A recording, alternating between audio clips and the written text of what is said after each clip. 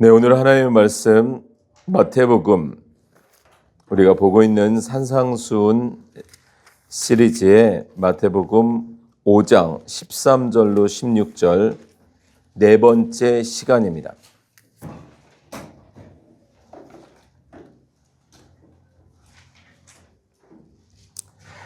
제가 가진 세번역 성경으로 신약 성경 제7쪽 됩니다. 7쪽.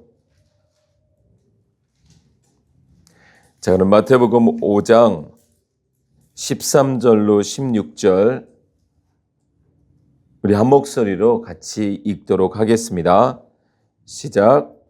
너희는 세상의 소금이다. 소금이 짠맛을 잃으면 무엇으로 그 짠맛을 되찾게 하겠느냐? 짠맛을 잃은 소금은 아무데도 쓸 데가 없으므로 바깥에 내버려서 사람들이 짓밟을 뿐이다. 너희는 세상의 빛이다. 산 위에 세운 마을은 숨길 수 없다. 또 사람이 등불을 켜서 말 아래에다 내려놓지 아니하고 등경 위에다 놓아둔다. 그래야 등불이 집 안에 있는 모든 사람에게 환히 비친다. 이와 같이 사람에게 비추어서 그들이 너희의 착한 행실을 보고 하늘에 계신 너희 아버지께 영광을 돌리게 하여라. 아멘. 네, 산상수훈 시리즈 네 번째 세상의 소금 그리고 빛이라는 제목으로 말씀을 함께 나눕니다. 자, 아마 가장 많이 들었던 설교 본문 중에 하나일지도 모르겠습니다. 왜냐하면 이제 소금과 빛, 빛과 소금 참 많이 들었죠. 늘 강조해서 말씀드리는 것은 성경의 전체적인 문맥은 성경입니다. 그리고 우리의 인생에서 그 성경이 하나님의 말씀이 그리고 하나님이 살아계심을 보는 것입니다. 자, 구약은 우리가 보통 제가 늘 설명드리기를 구약은 자막이 없는 영상이다. 이렇게 말씀을 드렸어요. 자막이 없는 영상. 그러니까 내용은 알 것 같은데 뭔가 클리어하지 않은, 분명하지 않은. 왜냐하면 주체 대신 예수 그리스도의 등장 전이니 어떤 사물이나 사건이나 또는 사람을 통해서 예수 그리스도가 드러나기는 하지만 명확하지 않은, 물론 이제 신약을 와서 확인하고 다시 구약으로 보면 이제 분명해지죠. 그래서 노아의 방주에서 나오는 그 방주 같은 경우 사물이죠, 사물. 또 유월절 사건이죠. 또 이제 요셉과 같은 사람, 그들의 삶의 내용들, 이스라엘의 역사가 증거를 하죠. 더불어 복음서는 구약과 신약을 연결하면서 구약을 1차 해석하자. 진정한 가나안이신 예수 그리스도가 오시죠. 구약이 그 가나안 이야기잖아요. 자, 저에게 집중해 주셔야 돼요. 자, 그리고 세 번째 사도서신을 구약의 영상에 대한 자막으로 이야기를 합니다. 물론 복음서도 그렇지만 이제 복음서까지 아울러서 예수님이 말씀하신 것까지도 사도서신서에서 더 분명하게 해석을 하고 있죠. 마치 사도행전은 예수 그리스도를 복음으로 이 땅에 진정한 가나안으로 오신 예수 그리스도를 복음으로 전하는 그리스도인의 삶. 그리고 서신서 로마서부터 계시록은 예수 그리스도를 성령 충만함으로 품은 그리스도인의 삶. 이렇게 우리가 볼 수 있죠. 그래서 전체적인 성경 문맥을 우리가 성경 이야기를 이렇게 아우르고 있어야 성경 암송이든 성경 큐티든 아니면 어떤 성경 공부를 하더라도 너무 한쪽에 빠지거나 치우치지 않을 수 있습니다. 그런 마음에서 이제 성경을 읽다가 보면 우리가 예배라는 부분 말이죠. 예배는 마치 성전에 예전 모습이 뭐였죠? 성전의 예전 모습, 성막이라고 하잖아요. 성막. 그와 같이 예배, 마치 이제 주일의 예전 모습이 안식일. 그러면 예배의 예전 모습이 제사였단 말이죠. 구약의 제사. 우리 한번 성경을 여기 이제 마태복음 5장을 손깔피 하시고 예레미야 7장으로 가보겠습니다. 왜 이러한 부분들이 중요하냐면 우리가 너무 하나님에 대해서 아니면 하나님을 알기 위해서 성경을 알아야 되는데 우리가 알고 있는 내용도 피상적일 수 있고 꾸준히 알려는 시도나 최선을 다하지 않으니 우리가 알고 있는 것에서 멈춰져 있어요. 들어도 잘 모르는 거죠. 그래서 예레미야 7장 22절부터 26절인데 한번 잘 들어보세요. 세번역 성경으로 읽겠습니다. 1220쪽. 내가 너희 조상을 이집트 땅에서 데리고 나왔을 때 내가 그들에게 번제물이나 다른 어떤 희생제물을 바치라고 했더냐? 바치라고 명령이라도 했더냐? 오직 내가 명한 것은 나에게 순종하라는 것. 그러면 내가 그들의 하나님이 되고 그들은 나의 백성이 될 것이라는 것. 내가 그들에게 명하는 그 길로만 걸어가면 그들이 잘 될 것이라고 한 것뿐이지 않았더냐. 그러나 그들은 내게 순종하지도 않고 내 말에 귀를 기울이지도 않았다. 오히려 자기들의 악한 마음에서 나오는 온갖 계획과 어리석은 고집대로 살고 얼굴은 나에게로 돌리지 않고 오히려 등을 나에게서 돌렸다. 너희 조상이 이집트 땅에서 나온 날로부터 오늘까지 내가 나의 종 예언자들을 너희에게 보내고 또 보냈지만 나에게 순종하지도 않고 귀를 기울이지도 않았다. 오히려 너희는 조상보다도 더 고집이 세고 악하였다. 자, 성경은 이렇게 말을 하고 있어요. 그러니까 우리가 창세기, 출애굽기, 레위기에 와서 열심히 이제 제사 공부를 한단 말이죠. 번제, 소제, 속죄제, 화목제, 속건제, 이런 제사는. 그런데 성경은 사실은 그 제사는 안 드리면 더 좋았던 제사. 회복을 위한, 회개를 위한 제사였으니 말이죠.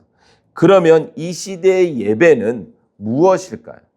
하나님께 이렇게 걸어두는 6일간은 내가 왕이 되어서 세상에서 세상스럽게 살다가 그냥 주일날 한번 이렇게 걸어두는 도구가 아니라는 거죠.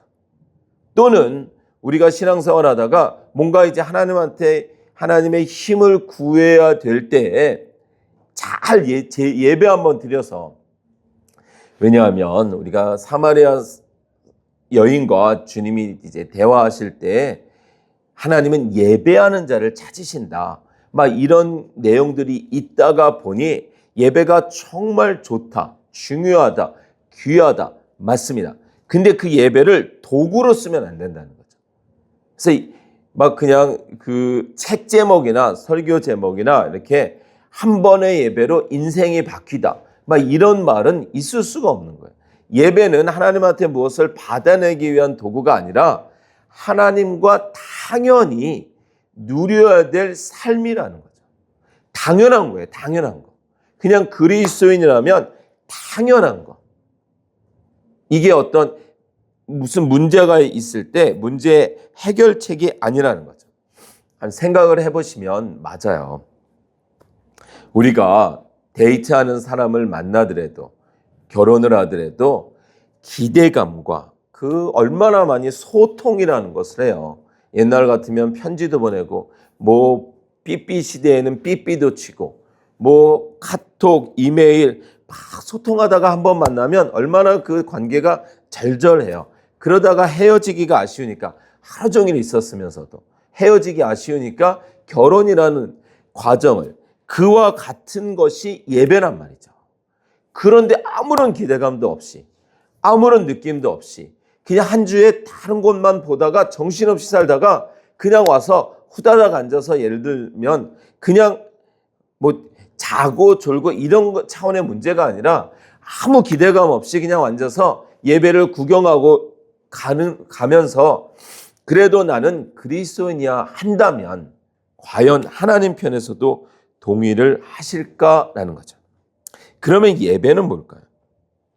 또 기도는 뭘까요?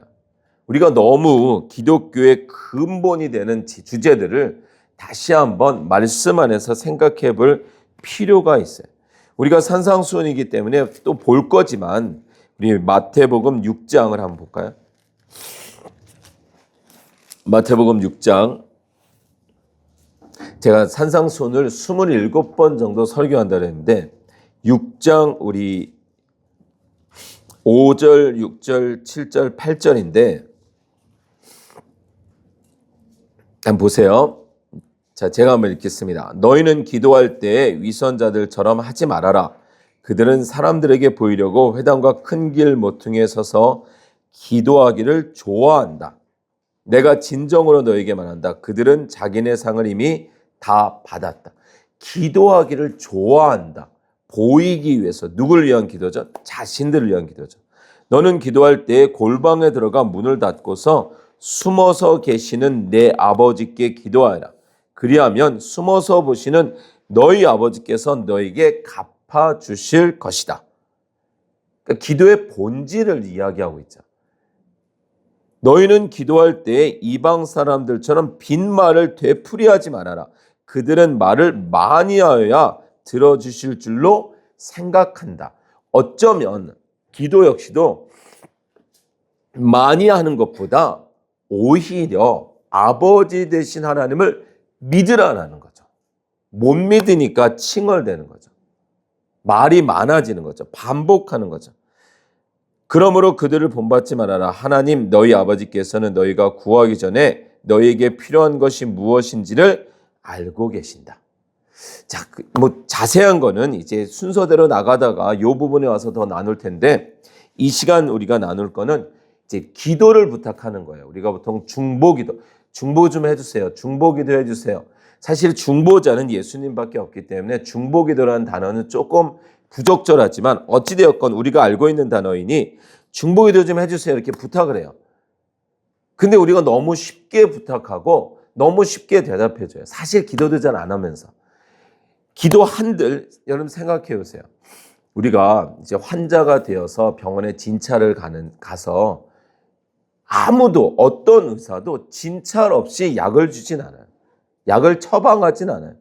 문진이든 뭐 이렇게 뭘 하던 대화를 해서 상태를 물어보죠. 언제부터 아프셨는지, 왜 아프신지, 심지어 무슨 친절하신 분은 가족력에서 시작해서 최대한 정보를 끌어내요. 그런 다음에 똑같은 증상이어도 다른 것일 수 있단 말이죠. 그와 같이 우리가 기도를 부탁받을 때는 물어봐야 돼요. 이분의 지금 상황이 뭔지. 우리가 오늘도 읽은 말씀에서도 그렇지만 성경을 읽다 보면 상당히 꽤 많은 부분은 지금 우리가 당하는 고난은 연단이라기보다는 징계인 경우가 많아요. 그러면 징계면 우리가 하나님과의 막힌담이 무엇인지, 지금 이분이 기도 제목을 부탁하는 저 제목이 하나님과 어떤 게 막혀 있는지, 그럼 내가 기도를 어디로 화살을, 예를 들자면 하나님, 이분이 빨리 하나님 앞에 회복하게 해주세요로 둬야 될지, 아니면 그냥 다짜고짜 그분이 부탁하는 거, 지금 이 사업의 문제가 아니면 이 건강의 문제가 무작정 그냥 전후 앞뒤 문맥도 없이 무작정 그것만을 두고서 막 목적 기도를 한다면 마치 정확하게 진찰하지 않고 그냥 아프다 그러니까 그냥 처방전 없이 약을 처방해 주는 것과 크게 다를 것이 없어요. 자, 어찌되었건 우리가 중요한 건 누가 누구에게 기도를 하는지를 알아야 돼요. 내가 누구인지, 그리고 저 기도를 부탁하시는 분이 누구인지를 알아야 돼요. 그렇지 않으면 우리의 기도가 오히려 부탁하는 사람들을 어리석게 만들 수 있어요.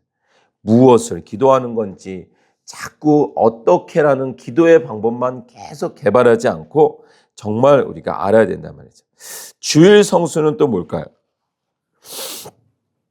주일 성수는 우리가 이제 여러분들 주일을 우리가 안식일이다 이렇게 말하는데 우리가 어떤 게 필요할까요? 주일은. 여러분들 주일 정말 안식하시나요? 주일날? 주일날이 난 더 힘들다. 그러시면 아니 되옵니다. 주일은 쉬셔야 돼요. 사람마다 쉬는 게 다르니까 어떤 사람은 잠을 더 자야 좀 쉬는 걸 수도 있고 어떤 사람은 그날은 집을 청소해야 마음이 시원해서 오히려 그게 쉬는 것일 수 있고 막 집이 엉망인데 무조건 쉬라 그래서 그 사람에게는 쉼이 안 될 수 있고 그래서 우리가 주일날은 꼭 예배를 드리는 건 예배가 주일날만 드리는 게 아니라 더 모여서 하나님의 은혜가 우리 안에 이렇게 만져짐이라는 시간이 있어야 돼요. 왜냐하면 우리가 영적인 존재니까. 영적인 존재니까 찬양 중이어도 말씀을 들을 때건 기도할 때라도 이 은혜, 정말 하나님이 나를 정말 사랑하시구나. 내가 하나님의 자녀 맞구나. 이런 어떤 터치의 순간. 그래서 하나님과의 회복이 임하고 그리고 예배 시간을 그냥 이렇게 수동적으로만 앉아 있다가 가지 않고 예배를 참여하고 찬양하고 기도하고 우리가 또 이렇게 교제하고 이러면서 성도의 교제 가운데 이웃과의 회복도 있어야 돼요. 십자가니까. 그래서 하나님과의 회복, 더 충전, 이웃과의 풍성한 거기 막 주일날 교회 와서 막 세상의 어떤 뭐 ABCD 이야기 이런 거 말고 세상의 어떤 막 그런 거 이야기 말고 주님의 이야기, 은혜의 이야기, 한 주간에 있었던 삶의 하나님과의 동행의 이야기를 통해서 그렇구나. 이 수직적인 하나님과의 관계, 수평적인 세상의 소금과 빛의 그런 이야기들 가운데 위로되고 힘주고 그런 이야기들로 또 풍성해지고 그리고 아까 말씀드린 대로 개인의 어떤 회복, 자기만의 시간도 좀 주일날 필요해요. 그래서 잠이 필요한 사람은 잠도 자고 또 뭐 사람마다 다를 수 있으니까 말씀을 더 풍성하게 읽어야 난 회복이 된다. 그러면 또 그런 시간 독서할 수도 있고. 자, 중요한 건 나도 쉬고 육도 쉬고 영도 풍성해지고 이웃과의 관계도 풍성해지고 가족과도 좀 이렇게 오붓한 시간을 가지면서 그런 회복의 시간. 그래서 여러분들 구약을 읽으시면 생업을 돕는 일은 절대로 하지 말라 그래요. 주일날. 그러니까 절기 때 3대 절기 특별히 생업을 돕는 일은 절대 하지 말라. 그러니까 정말 일하지 말라는 거예요. 대신 6일날은 열심히 일하래요. 근데 이게 5일째, 막 4일째 막 이렇게 말 나오고 실제로 쉬는 날이 더 많으면요. 우리가 그랬잖아요. 6일 근무하다가 5일 근무로 바뀔 때 교회가 기대를 했단 말이죠. 근데 5일 근무로 바뀌니까 더 교회를 열심을 못 내더라는 거예요. 금요일 날부터 떠나가지고 오히려 이게 주객이 바뀌어버리는 거죠. 그러니까 여러분들 정말 우리가 좀 생각해 봐야 돼요. 아주 중요한 근본적인 예배는 무엇인지, 기도는 정말 무엇인지, 그냥 내가 알고 있는 것, 더 이렇게 말씀 사경이나 성경을 읽으면서 또 국내, 국외 이렇게 다니면서 많은 사람들과 얘기하면서 와, 너무 하나님을 피상적으로 아는구나. 이건 뭐 해외만의 문제도 아니고 국내도 마찬가지고 직분의 문제도 아니에요. 너무 피상적으로 아는구나. 그냥 내가 아는 하나님에서 너무 멈춰 있구나. 그냥 이런 하나님인 줄 알았어요. 이 정도에서 머물러 있는 거예요. 전 그렇게 들었어요에 머물러 있는 거예요. 그리고 저는 이런 하나님이었으면 계속 좋겠어요에 머물러 있는 거예요. 정말 탓할 수 없습니다. 누구를 탓할 수 없어요. 우리가 정진하고 열심히 알아야만 합니다. 예배 한 번으로 그리스도인이라는 이름으로 갈 수가 없어요. 어떻게 한 주의 말씀을 한 번도 안 읽고 주일날 와서 1시간 앉아 있으면서 그리스도인이다 할 수 있을까요? 성경에서 분명히 여호수아서 1장 8절에서도 분명히 말하잖아요. 뭐라고 말해요? 평생 자기 앞에 두고, 아니 밤낮으로 이 말씀을 붙들라. 또 시편 1편에서도 복 있는 사람은 여호와의 율법을 주야로 묵상하는 사람이다. 아니 어떻게 한 주에 한 번 만나서 결혼을 해요. 해외에 떨어져 있는 것도 아니고 소통하고. 말씀드리고 싶은 건 우리가 신앙생활을 정말 열심히 해야 된다는 거예요. 생각하며 살아야 돼요. 생각하면서 그냥 흘러가는 대로 흘러갔다가는 큰일 납니다.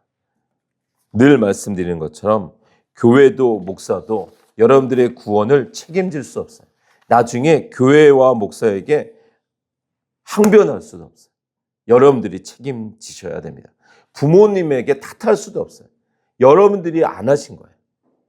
그러니까 여러분들이 정신을 바짝 차려야 됩니다. 그런 마음을 가지고 오늘 마태복음 이제 5장으로 가는 거예요.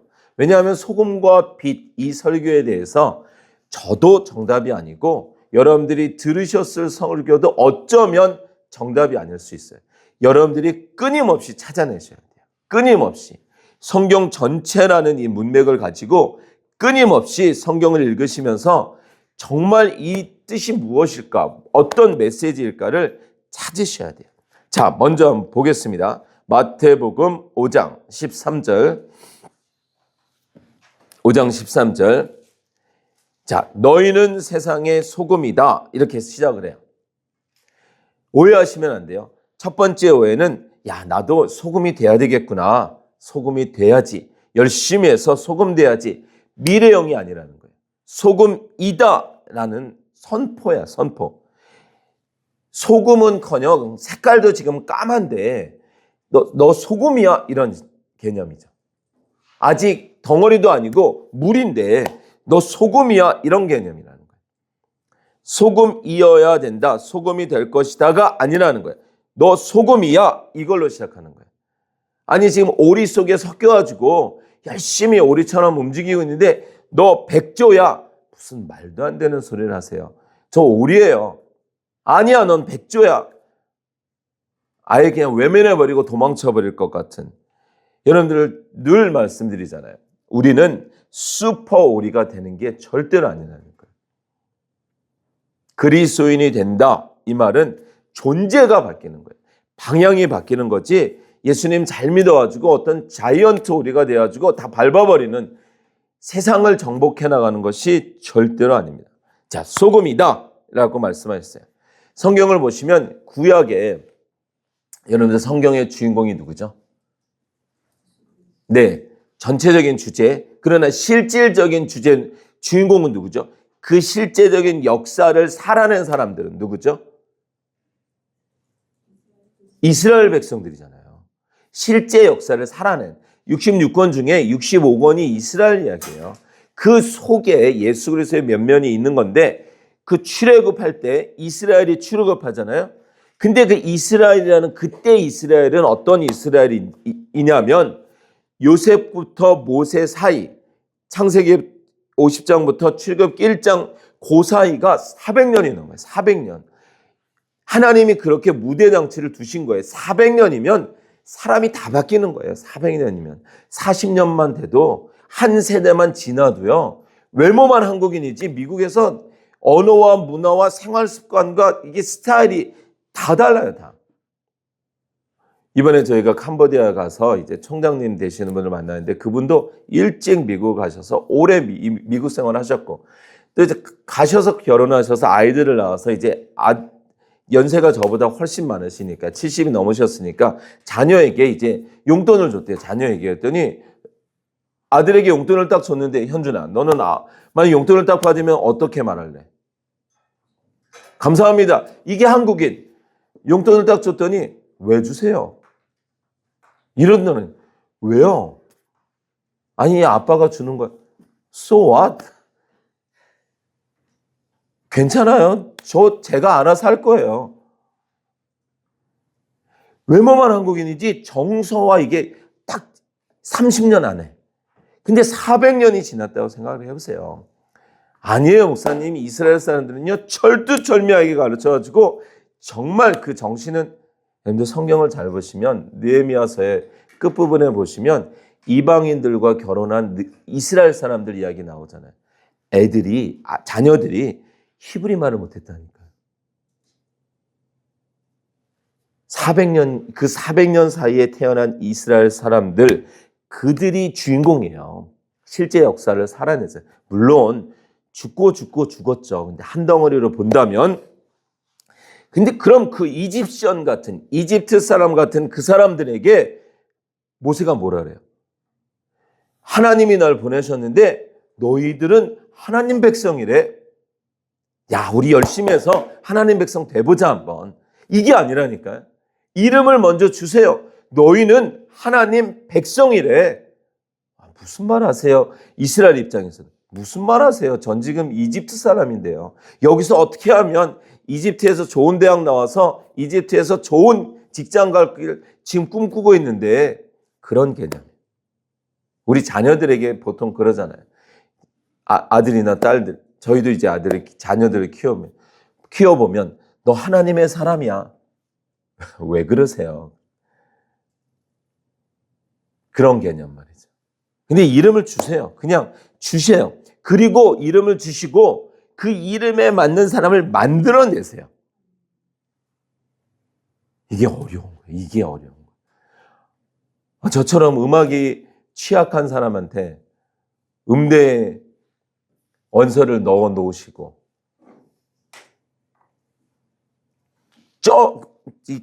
끼워 맞추신다면 불가능하죠. 근데 그런 기능적인 부분이 아니라 신분적인 걸 이야기해요. 소금이다. 이것도 역시 마찬가지죠. 같은 표현을 반복하고 있는 거예요. 지금 소금과 빛은 같은 겁니다. 근데 이제 반복을 이제 강조를 두고 있는 거죠. 계시록에 보면 인재양, 대접재양, 나팔재양, 결국 개혁주의에서는 한 재앙으로 봅니다. 그러니까 반복이라는 것. 그래서 강조를 하고 있는 건데, 여기서 너희는 세상의 소금이다, 빛이다. 결국 같은 말인데, 중요한 건 우리를 이제 그리스도인이다라고 부르는데, 사실은 더 정확한 말은 거듭난 그리스도인이 맞습니다. 거듭난 그리스도인. 그래서 방향이 바뀐 그리스도인. 근데 착각하시면 안 돼요. 오해하시면 안 돼요. 성격, 성향, 삶에 대한 자세, 이건 별개의 문제예요. 자꾸 밖에서 저 사람은 성격도 안 좋은데, 저 사람은 삶은 아직도 이런데 저런데 막 그런 걸 보는데, 그게 아니라 그리스도인, 거듭났다 이 말은 방향이 바뀌었다는 거예요. 방향이. 그러니까 방향이 바뀌었다는 건, 물고기가 이렇게 물에서 막 이렇게 헤엄을 치잖아요. 막 이렇게 헤엄을 치다가 이렇게 도망치는데 딱 걸렸잖아요. 낚시에 걸리면 어떻게 되죠? 방향이 바뀌죠. 이 방향이 이제 자기는 이제 도망을 쳐야 되는데 걸렸잖아요. 그러니까 이제 당겨오잖아요. 그러면 어떤 물고기도 딱 걸리는 순간 힘 빼고 그냥 잡아 드세요. 이런 물고기는 없어요. 발버둥이라는 기간이 있다. 발버둥. 그래서 이 낚시하는 분들이, 제가 잘 못해서 모르지만 일부러 모르는 초보 낚시하는 분들은 어떻게 해요? 딱 걸리면 좋다고 이제 힘을 엄청 빼요. 그럼 이제 지쳐 떨어지는 거죠. 근데 유능한 사람들은 일부러 이렇게 풀어줬다가 또 잠깐 당겼다가 물고기 빼고 이제 딱 느낌이 온대요. 이제 다 빠졌구나. 그럼 그때 당긴다는 거죠. 그리고 더 노련한 사람들은 이걸로 안 하고 한번 세게 당긴 다음에 채로 그냥 건져버리죠. 힘 있을 때. 그러니까 우리가 물고기가 낚이고 싶어서 낚였어요? 그냥 덜썩 문 것밖에 없지. 그러니까 우리가 하나님한테 딱 걸린 거란 말이죠. 걸리면 그때부터는 이제 하나님이 원하시는 방향으로 가는 거예요. 지금 저희가 마태복음 5장 13절에서 16절 세상의 소금과 빛이다, 이 내용을 하고 있는 거잖아요. 자, 그래서 잘 들으셔야 돼요. 그래서 우리가 이제 이 세상을 바라보면서 이렇게 가다가 세상은 우리를 붙들지 않는다니까요. 땡기지도 않아요. 세상은 그냥 세상의 화려함을 우리에게 보여줘요. 그러면 너무나 그게 좋아서 가다가 주님이 부르셨어요. 그래서 이 방향만 이렇게 바뀌었다니까요. 방향은 바뀌었는데 여전히 우리의 그 시선은 이 세상에 있더라는 거예요. 근데 주님도 우리를 땡기시진 않아요. 근데 땡기시는 것보다 더 엄청난 하나님의 열심으로 우리를 붙드시죠. 근데 우리가 이렇게 손으로도 이렇게 가야 되는데 손은 여전히 뒤에서 뭐라도 하나 더 잡아볼까? 시선도 여기 있고 방향만 바뀌었어요. 그러다가 이제 좋은 말로 말씀 안에서 여기 아니었구나. 인생을 살면서 고개도 이렇게 돌리고 손도 이렇게 이쪽으로 향하고 그리고 돌리고 향하는 것뿐만 아니라 몸도 이렇게 가서 마침내 주님께 가야 되는데 우리가 뭐 다 양 같아서 각기 제 길로 가다 보니 이게 저 터지는 거죠. 이렇게 저 터지고 이렇게 결국은 단맛순맛 다 보고서 이제 다 개털돼가지고 털털털털 이제 이쪽으로 가는 거죠. 다시 말씀드립니다. 5장 13절에 너희는 세상의 소금이다. 그러니까 주체를 잘 생각하셔야 돼요. 주체를 나에게 두면 이 방향이 다른 거예요. 우리가 무엇인가를 해서 소금 되는 게 아니라 너 소금이야 로부터 시작한다는 거예요. 그러니까 걸어놓고 시작한다는 거예요. 가끔 이렇게 풀어주시면 괜찮네. 그리고 쭉 갔다가 또 땡기시면은 죽어라 또 끌려왔다가 또 풀어주시면 그러니까 빨리 힘 빼시라는 거예요. 빨리 그냥 뜻대로 하세요. 빨리 가야지. 버틸수록 손해다. 소금 되고 안 되고는 나에게 있지 않다는 거예요. 너 소금이야 하는 순간 절대로 안 놓으신다니까요. 절대로. 이게 하나님의 열심이기 때문에 그래서 성경을 보면 안 놓으시는구나. 그럼 이거를 알면 그냥 빨리 손드는 사람. 그 사람이 지혜로운 사람입니다. 자, 그러면 이제 두 번째. 너희는 세상의 소금이다. 소금이 짠맛을 잃으면 이렇게 나오잖아요. 그래서 이제 우리가 어떡하지? 짠맛을 잃으면 어떡하지? 새벽 예배도 가야 돼. 말씀도 매일 읽어야 돼. 기도도 열심히 해야 돼. 전도도 최소한 한 달에 한 명은 해야 돼. 막 우리의 열심을 내요. 짠맛을 잃을까 봐. 왜냐하면 그 짠맛을 무엇으로 그 짠맛을 되찾게 하겠느냐. 결과가 더 심각하죠. 짠맛을 잃으면 어떻게 된대요? 사람들이 짓밟을 뿐이다. 그런데 제가 아까 그랬잖아요. 성경의 전체적인 문맥을 보셔야 된다고. 요 구절만 보면 짠맛을 잃어버릴 수 있구나 로 갈 수 있으나 성경을 자세히 보시면 짠맛을 잃어버릴 수가 없습니다. 왜냐하면 시작하신 분이 하나님이시기 때문에 거신 분이 안 놓는다니까요. 절대로. 여기서 보세요. 짠맛을 잃으면 무엇으로 그 짠맛을 되찾겠느냐. 되찾을 수 없다는 거잖아요. 그 말은 잃어버릴 수 없다는 거예요. 짠맛을 잃은 소금은 아무 데도 쓸 데가 없다. 하나님의 은혜를 잃어버린, 성령을 잃어버린 그리스도인은 당연히 아무 쓸 데가 없죠. 그럴 수 없다는 거예요. 소금도 아니고 흰 알갱이일 뿐이거나 이름만 소금이지 까봤더니 소금이 아니라는 거예요. 그럴 수 없다는 거예요. 바깥에 내버려서 사람들이 짓밟을 뿐이다. 여러분들 짠 맛을 품은 소금은 다시 말해서 우리가 하나님의 은혜를 품은 그리스도인은 시간의 차이가 있을 뿐이지 더 맞고 오느냐 덜 맞고 오느냐.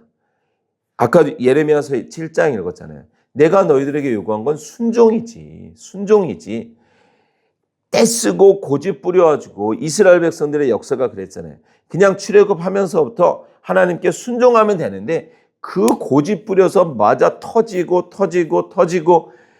가나안 정탐 그냥 가라 그랬는데 그 정탐 보내겠다고 고집 부려가지고 그러면 가. 허용하시지만 허용은 징계가 따라간다니까요. 그냥 순종하라는 거예요. 그냥 정복 들어가. 내가 싸워줄게. 그런데 순종하지 못하고 정탐꾼 보내고, 내가 왕이야 라고 하는데, 내가 왕이니까 내 법도대로만 가면 내가 잘 돌봐줄게. 시기적절하게. 근데 그거를 못 믿고 왕을 요구하잖아요. 그러면 그냥 다리 몽둥이를 부러뜨려야 되는데 또 왕을 주세요. 그걸 허용이라 그래요. 허용. 순종을 턱하느냐, 고집 부리느냐. 그럼 고집 부리면 주시긴 하는데 징계가 반드시 따라가서 마침내 왕을 구한 이스라엘이 망함으로 끝나잖아요. 그럼 우리가 성경을 계속 읽으면서 그 메시지를 받아서 굳이 손가락을 선풍기 속에 넣어서 손가락 2개 잘린 다음에 넣으면 절대로 안 돼. 이런 바보가 되지 않고 아니구나를 알고 살아야 되는데, 여러분들 그리스도인은 절대로 세상에서 짓밟힐 수 없습니다. 짓밟혀서도 안 됩니다. 빨리 항복하고 주님 안에 살면 세상과 그리스도인의 관계는 하나, 1번 핍박의 관계는 가능합니다. 그건 성경이 말하는 거예요. 세상이 그리스도인을 핍박하는 건 있어도 밟는 건 안 돼요. 무슨 말이냐면 난 저 사람 보기 싫어서 교회 안 가. 이런 말, 이게 밟히는 거거든요. 세상이 우리를 핍박하는 거는 왜 핍박하냐면 우리로 인해 그들의 죄가 드러나기 때문에 핍박하는 거예요. 그래서 돌려 말하면 세상은 그리스도인을 두려워하는 거예요. 저 인간만 없으면 우리가 다 사기치는데 저 인간만 사기를 안 치니까 우리가 사기꾼이 돼버리니까 그런 거 말이죠. 그래서 우리 어쩔 수 없이 한번 보겠습니다. 갈라디아서, 여기다가 손갈피하고 갈라디아서 6장, 아마 앞으로도 계속 찾아볼 구절이에요. 갈라디아서 6장 14절, 374쪽입니다. 갈라디아서 6장 14절 제가 읽습니다. 우리 한번 다 같이 읽어볼까요? 시작. 그런데 내게는 우리 주 예수 그리스도의 십자가 밖에는 자랑할 것이 아무것도 없습니다. 그리스도로 말미암아 내 쪽에서 보면 세상이 죽었고 세상 쪽에서 보면 내가 죽었습니다. 아멘. 이게 세상이 우리를 두려워하는 이유예요. 세상이 자랑하는 게 우리에게 자랑이 안 되고 세상이 목매달하는 거에 우리가 목을 안 매거든요. 그러니까 두려운 거예요. 두려운 거. 핍박은 할 수 있으나 두려워할 수 있으나 세상이 우리를 밟는다? 그는 아직 그 안에 복음되지 않았기 때문입니다. 우리 요한복음도 가서 보겠습니다. 요한복음 15장 2절.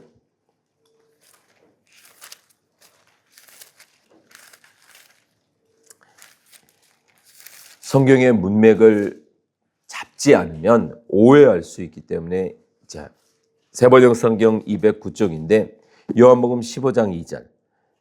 1절부터 제가 한번 읽어볼게요. 나는 참 포도나무요 내 아버지는 농부이시다. 내게 붙어 있으면서도 열매를 맺지 못하는 가지는 아버지께서 다 잘라버리시고 열매를 맺는 가지는 더 많은 열매를 맺게 하시려고 손질하신다. 자, 이렇게 이제 본문이 나가는데 큰일 났다. 잘못하면 잘린다. 이렇게 가버리게 되면 또 다른 성경 여러 곳에서 하나님의 열심으로 내가 절대로 놓지 않는다. 어떤 것으로도 하나님과 관계를, 사랑을 끊을 수 없다. 이렇게 말하는 구절과 반대가 되거든요. 그럼 여기서 잘린다라는 게 하나님의 자녀의 신분에 잘린다? 그건 있을 수 없다는 거예요. 다른 의미다? 그럼 모르겠어요. 그러면 여기서 말하는 거는 절대로 잘리도록 하지 않으신다는 거예요. 잘릴 수 없다. 소금이 맛을 잃어버린다? 그럴 수 없다. 내 아버지가 포도나무고 나는 포도나무고 내 아버지가 농부이신데 나에게 붙었는데 열매가 없다고 해서 잘린다? 그럴 수는 없다. 열매는 나무가 맺히는 거니까. 그거야. 절대로 잘릴 수 없다. 그러면 무슨 뜻일까요? 하나님의 열심은 절대로 자르시지 않는다는 거예요. 소금이 절대로 짠맛을 잃어버릴 수 없다. 결국 같은 이제 문맥이 된다는 것이죠. 그래서 다시 마태복음 5장 13절로 돌아오면 소금이 짠맛을 잃으면 아닙니다. 잃을 수가 없어요. 잃도록 두지를 않으세요. 왜요? 소금이라고 만들어주신 분 하나님이시고 소금이라고 불러주신 분도 하나님이시기 때문에 그러면 14절에 이제 와서 너희는 세상의 빛이다. 아까 말씀드린 것처럼 빛이다 소금이다 결국 같은 거예요. 너는 빛이구나 나는 소금인데 이런 게 아니라는 거죠. 자 그러면 이제 오늘 찬양을 이제 준비하는 홍다윗 선교사가 다 빛이라는 찬양만 준비해가지고 소금 찬양은 없냐 그랬더니 소금 찬양은 없다고. 뭐 결국 그게 그거니까. 자 그럼 너희는 세상의 빛이다 이렇게 나오잖아요. 자 빛이다 이렇게 나오는데 산 위에 세운 마을은 숨길 수 없다. 산 위에 세운 마을은 숨길 수 없다. 결국 이거예요. 그러니까 짠맛이 없는 소금은 없다라는 거예요. 소금이다 불러주셨을 때는 소금이고 빛이다 불러주셨을 때는 이미 우리 안에 빛이 있기 때문에 숨길 수가 없다. 어제 제가 이제 부산역에서 내려서 이렇게 오다 보니까 산 위에 집들이 많더라고요. 옛날 6.25 때 막 살던 곳 눈에 딱 띄잖아요. 산 위에 마을은 숨길 수 없다. 맞죠? 숨길 수 없어요. 자 15절 또 사람이 등불을 켜서 말 아래에다 내려놓지 아니하고 여기에서의 말이죠.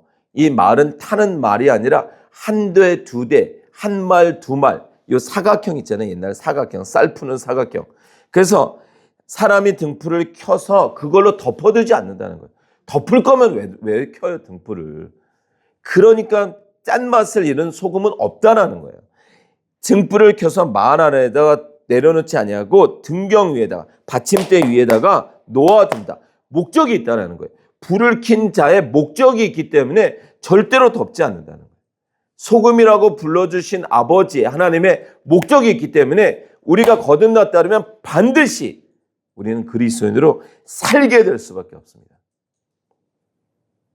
그래야 등불이 집안에 있는 모든 사람에게 환히 비춘다. 맞죠? 우리가 이제 성경은 결국 같은 이야기를 하고 있는 거예요. 같은 이야기.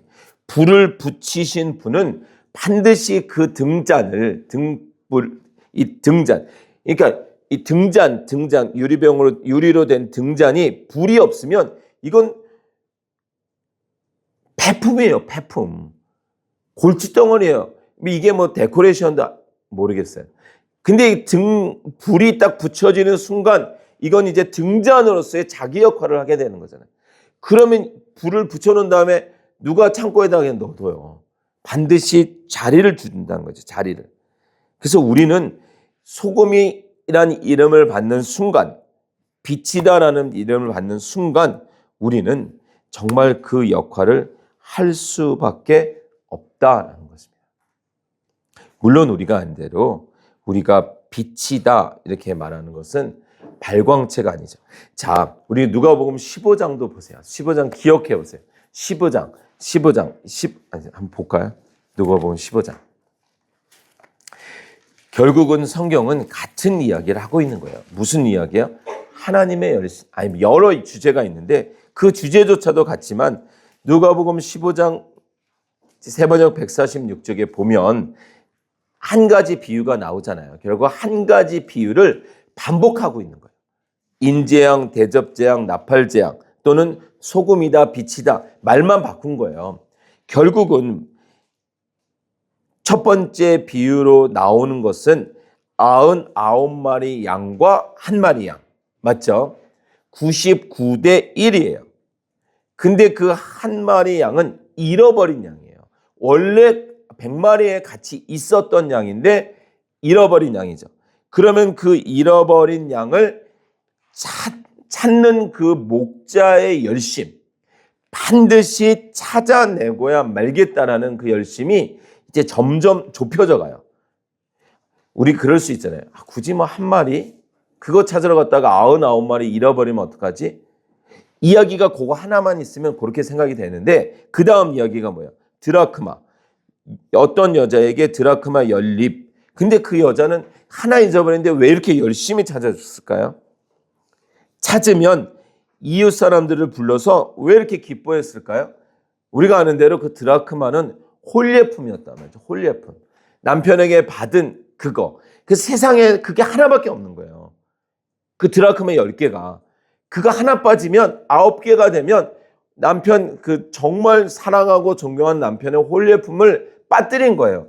그러면 아주 큰 이제 흠이 돼 버리는 거죠. 그러니까 찾을 수밖에 없는 거예요. 그건 찾아내야만 되는 거예요. 그거 잃어버려서 나중에 남편이 그거 어딨냐 이랬을 때 잊어버렸다 이러면 부주의한 사람이 된단 말이죠. 그러니까 이 여인이 얼마나 열심히 찾았겠어요. 그걸 말하는 거예요. 하나님의 열심은 반드시 찾아내고야 말고 그 자리에 두고야 마시겠다는 그 열심이 있다는 거예요. 그리고 이제 99대 1에서 9대 1로 줄었잖아요. 그 다음에 1대 1로 가는 거예요. 1대 1. 그러니까 100마리 중에 한 마리, 10개 중에 하나, 두 아들 중에 하나들. 그 두 번째 아들은요. 우리가 18절, 5장 18절에 보면 내가 일어나 아버지에게 돌아가서 이렇게 말씀드려야 하겠다. 아버지, 내가 하늘과 아버지 앞에 죄를 지었습니다. 이 말 때문에 스스로 돌아온 것처럼 생각할 수 있겠으나 아니죠. 그래서 비유가 세 개처럼 하나인 거예요. 양이 어떻게 돌아와요, 혼자? 아니, 양이 돌아올 수 있다고 치죠. 어쩌다가 굴렀는데 거기가 양 우리였다. 그럼 드라크마는 어떻게 돌아와요? 무생물이 못 돌아오죠. 둘째 아들도 절대로 안 돌아옵니다. 죄인의 죄성은 100% 죄인이라니까요. 그래서 망하고 친구 잃어버리고 직업 없고 직업 찾았는데 돼지 치는 일이고 돼지 치는 일을 하는데도 먹을 게 없고 먹을 것 간신히 찾았는데 그게 돼지가 먹는 거고 근데 그것조차도 없으니까 이 인간이 이제 돌아가야 되겠구나 이런단 말이에요. 그러니까 하나님의 사랑이 결국 돌아올 수밖에 없는 그 환경에 두고야 마신다는 거예요. 그러니까 우리가 말씀을 통해서 믿음을 붙잡지 않으면 서로 내 기도가 자녀의 아니면 남편의 아내 아니면 정말 하나님의 이름을 둔 선교라고 할지라도 믿음으로 이걸 보지 않으면 아까 제가 마태복음 6장 봤잖아요. 그냥 말을 반복하고 막 금식하고 철야한들 정말 우리가 하나님을 알아야만 합니다. 하나님의 뜻을 알아야만 우리가 무엇을 기도해야 될지를 알 수 있습니다. 소금이다 라고 말씀하신 분은 반드시 우리를 소금의 자리에 두시고야 말 거예요. 빈 등잔에 불을 붙이신 하나님은 반드시 우리가 그 역할을 하게 만들고야 마실 거예요. 빨리 알고 손드는 것이 좋습니다. 다시 마태복음 5장으로 돌아와서 마무리를 하려고 합니다. 16절 이와 같이 너희 빛을. 자, 우리 다시 한번 13절부터 제가 읽으면 이제 들은 설교 말씀을 한번 되새겨 보세요. 너희는 세상의 소금이다. 소금이 짠맛을 잃으면 무엇으로 그 짠맛을 되찾게 하겠느냐? 짠맛을 잃은 소금은 아무데도 쓸 데가 없으므로 바깥에 내버려서 사람들이 짓밟을 뿐이다. 너희는 세상의 빛이다. 산 위에 세운 마을은 숨길 수 없다. 또 사람이 등불을 켜서 말 아래에다 내려놓지 아니하고 등경 위에다 놓아둔다. 그래야 등불이 집안에 있는 모든 사람에게 환히 비친다. 이와 같이 너희 빛을 사람에게 비추어서 너희 빛을 하나님의 열심으로 맛을 갖게 되었고 빈 등불 같은 빈 항아리 같은 아무 쓸모도 없는 꽝인 인생에 불을 주신 하나님, 빛을 주신 하나님은 하나님의 열심으로 부르시면 반드시 사용하신다. 아브라함도 그랬잖아요. 야곱도 그랬잖아요. 바울도 그랬고 베드로도요. 얼마나 정말 나중에 한번 그 우리 베드로의 인생을 따라가 보면요. 부르심 받은 순간부터 얼마나 엎치락 뒤치락 진짜 야, 나 같았으면 진짜 몇 번 포기했을 것 같은데 마침내 그 하나님의 제자를 만들어서 성령 충만하여 그 순교의 자리에 그 자리까지 만들고야 마시잖아요. 우리는 빛이 아닙니다. 발광체가 아닌 반사체입니다. 그래서 우리가 받을 영광도 없습니다. 착각하시면 안 돼요. 주님을 태우고 예루살렘에 입성한 나귀가 사람들이 막 환호성을 쳐주니까 착각했단 말이에요. 오늘 웬일이지? 그래서 목 좀 세웠는데 주님 내리고 들어가시니까 아무도 안 쳐다보는 거죠. 어쩌다가 좀 하나님의 일 하다가 이렇게 박수를 받을 때 조심하셔야 돼요. 우리는 발광체가 아닙니다. 반사체죠. 자, 그런데 빛으로 오신 그 예수님을 우리가 너희는 세상의 빛이다 이렇게 말했을 때 이 말은 너희 안에 빛이 있다 이 말이에요. 우리 안에 빛이 내가 너희 안에 빛을 넣었다 이 말이에요. 소금에게 맛을 넣었다 이 말처럼 검정여도 짠맛이 있으면 소금이죠. 뭐 검정 소금 있나요? 아, 핑크 소금. 그러니까 우리가 하얀색만 생각하시면 안 돼요. 빛을 품었다 이 말이에요. 그 내 안에 있는 빛이 내 삶을 통해서 드러나는 거지 내 빛이 아니란 말이죠. 그런데 우리가 오해하는 게 너희 빛을 사람에게 비추어서 그 다음에 너희의 착한 행실을 보고 이 착한 행실이 우리 안에 있는 빛이라는 것이에요. 그러니까 우리 빛이 없는 선행이 아니라는 거예요. 잘 대해주고 막 이렇게 그러니까 말씀이 함께 들어가지 않는 선행은요 그냥 낯가리라니까요. 낯가리. 결국 다 부르면 날아가는 거. 막 인간적인 관계로 맺어져서 막 뭔가 될 것 같은 아닙니다. 결국 우리가 보여줘야 될 착한 행실은 우리 안에 있는 빛이에요. 우리 안에 있는 빛. 우리 안에 있는 빛. 그래서 선행 정도 수준이 아니에요. 선행의 수준이 아니라 원수까지도 사랑할 수 있는 빛. 그냥 내 인간적인 노력으로 조금 해주다가 뭐 조금 이게 뭐 이렇게 뭐예요? 그거 뭐라고 말하죠? 뭐 배신 정도는 아니고 뭔가 이렇게 좀 뒤통수를 맞았다, 뭐 뒷말을 들었다 이러면 우리 완전히 그냥 끝나버리는데 그 정도 수준이 아니에요. 우리 안에 있는 그 빛은 예수 그리스도가 십자가에서 죽으신 그 수준은 그냥 어떻게 하겠어요? 원수도 사랑할 수 있는 그 능력이죠. 그 능력이죠. 주체가 누구냐를 절대로 놓으시면 안 돼요. 우리를 붙드신 분이 그렇게까지 하도록 만들고야 마실 거라니까요. 은에서 은을 건지는데 찌끄리가 이렇게 막 불순물이 있으니까 그 용광로에 넣어서 이거를 다시 찌끄러기를 다 제거하고 그 순전한 은을 만드시기까지 절대로 포기하지 않으신다니까요.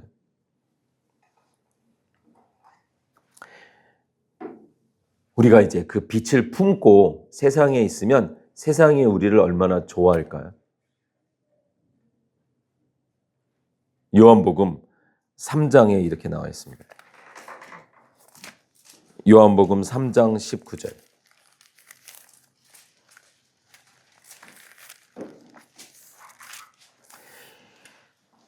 자, 신약 177쪽부터인데 요한복음 3장 19절. 심판을 받았다고 하는 것은 잘 들어보세요. 빛이 세상에 들어왔지만 주님이시죠. 사람들이 자기들의 행위가 악함으로 빛보다 어두움을 더 좋아했다는 것을 뜻한다. 빛으로 인해서 어둠이 드러난 거잖아요.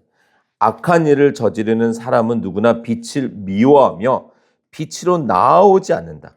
그것은 자기 행위가 드러날까 보아 두려워하기 때문이다.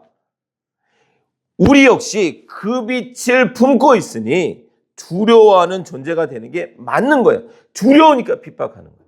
예수님이 그러해서 핍박을 당하신 거고. 그러나 진리를 행하는 사람은 빛으로 나아온다. 낚인 사람은 반드시 그 자리로 나오게 돼 있어요. 그것은 자기 행위가 하나님 앞에서 이루어졌음을, 하나님 앞에서 이루어졌음을, 하나님이 이루셨음을 드러내려는 것이다. 맞습니다. 우리는 빛이 되어버린 존재. 되기 위해서 노력한 것도 없고 되길 원하지도 않았어요. 사실은 이스라엘 백성들이 언제 출애굽을 원했어요? 아브라함에게도 말씀하셨고 야곱도 말했고 요셉도 말했으나 아랑곳하지 않았죠. 이집트에서 이집트 사람답게 살기를 원했지 언제 출애굽을 원했어요? 근데 너희는 내 백성이다 하시는 순간부터 세상적으로는 꼬였지. 그냥 거기서 살다가 갔어도 되는데 먹을 거 제대로 못 먹으면서 세상적으로는 꼬였으나 다시 우리 마태복음 5장으로 가서 마무리하겠습니다. 16절 이와 같이 너희 빛을 사람에게 비추어서 그들이 너희의 착한 행실을 보고 자 여기서 아까 착한 행실까지 왔죠. 착한 행실을 보고 하늘에 계신 너희 아버지께 영광을 돌리게 하라. 우리의 착한 행실을 보고 하나님을 바라보게 하라는 거예요. 우리 안에 있는 빛을 보고 우리를 보지 않고 설마 우리를 보려고 하면 빨리 주님을 가리켜야 되는데 나에게 멈추게 하는 건 큰일 나는 거예요. 하나님을 보게 하라 이 말이죠. 그래서 우리가 어떤 것을 하면 하나님이 영광 받으실까요? 어떤 것을 하면 아버지께 하나님께 영광을 돌릴 수 있을까요? 성경에는 두 가지를 여러 개 있지만 먼저는 이제 주기도문 안에도 등장하는 것처럼 하나님의 뜻이 이루어지도록 하늘에서 이루어진 것과 같이 땅에서도 이루어지이다. 다시 말하면 하나님의 뜻이 내 삶 안에 이루어지는 것. 예수 그리스도를 통해서 하나님이 영광 받으셨다는 건 하나님의 뜻이 십자가에서 이루어지기까지 끝까지 순종하시잖아요. 끝까지. 여러분들 정말 요한복음을 읽어보세요. 나는 내 뜻대로 온 것이 아니야. 나는 보냄을 받아서 왔고 내 뜻대로 말한 건 하나도 없었어. 하나님의 뜻, 아버지의 뜻이 내 삶을 통해서 난 아버지가 시키는 말만 했어. 그러시잖아요. 끝까지 그 하나님의 뜻에 순종하셔서 가신 것. 하나님의 뜻이 하늘에서 이루어진 것과 같이 땅에서 내 삶에서 이루어지는 거예요. 순종을 말씀드렸잖아요. 순종은 내가 동의해서 하는 건 순종이 아니고 내가 좋아서 하는 것도 순종이 아니고 내가 할 수 있어서 하는 것도 순종이 아니에요. 순종은 그냥 하나님이 기뻐하시는 거니까 내가 그 자리에 있겠습니다가 순종이죠.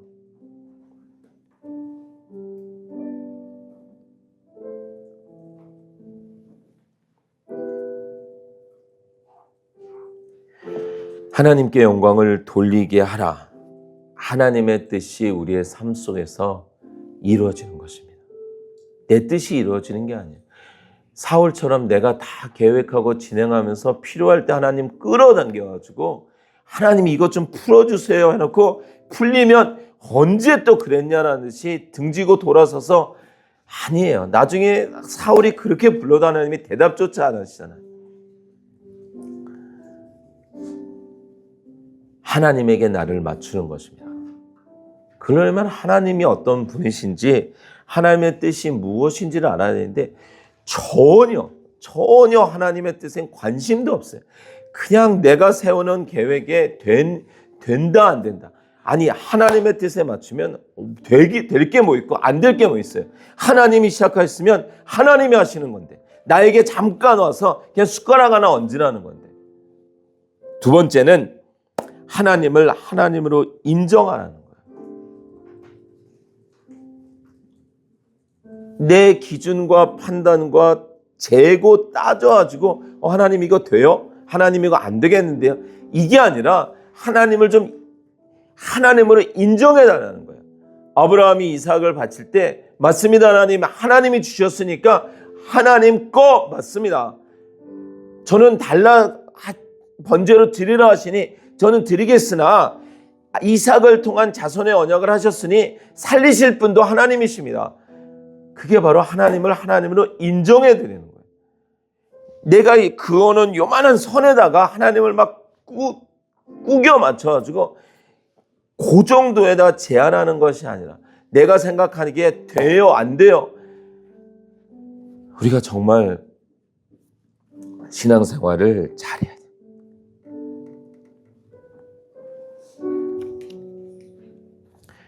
우리 함께 기도하겠습니다.